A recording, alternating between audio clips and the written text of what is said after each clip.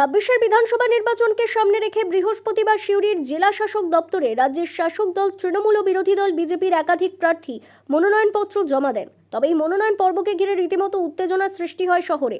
মূলত তৃণমূলের জয় বাংলা ও বিজেপির জয় শ্রীরাম স্লোগান থেকে শুরু করে দুপক্ষের মধ্যে ধস্তাধস্তি উত্তেজনা ছড়ায় শহরে।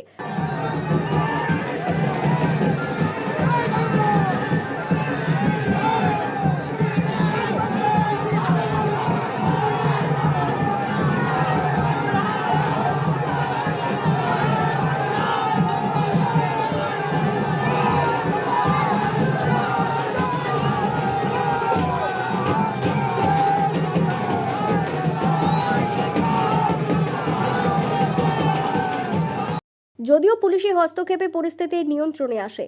বৃহস্পতিবার দুবরাজপুর বিধানসভার বিজেপি প্রার্থী অনুপ সাহার সমর্থক ও কর্মীরা শোভাযাত্রা করে মনোনয়ন জমা দিতে আসছিলেন।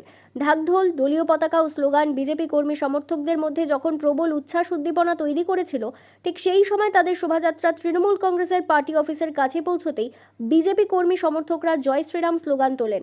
তখন তৃণমূল পার্টি অফিসের কাছে থাকা তৃণমূল কর্মী সমর্থকরা পাল্টা জয় বাংলা স্লোগান তোলেন। মুহূর্তের মধ্যে দুই পক্ষের স্লোগানে রীতিমতো উত্তপ্ত হয় এলাকা। পরিস্থিতি ক্রমশ উত্তেজনাপূর্বক হয়ে উঠলে দুই পক্ষের মধ্যে ধস্তাধস্তিও শুরু হয়। এরপরই ঘটনাস্থলে পৌঁছয় বিশাল পুলিশ বাহিনী ও কেন্দ্রীয় বাহিনী। তাদের হস্তক্ষেপেই পরিস্থিতি নিয়ন্ত্রণে আসে। দেখুন, জয় বাংলা স্লোগান দিয়ে বাংলার উন্নয়ন করতে পারেনি, তাই বাংলার মানুষ তৃণমূল কংগ্রেসকে রিজেক্ট করে দিয়েছে। 23 তারিখে ইভিএম মেশিনে মানুষ তার জবাব দেবে।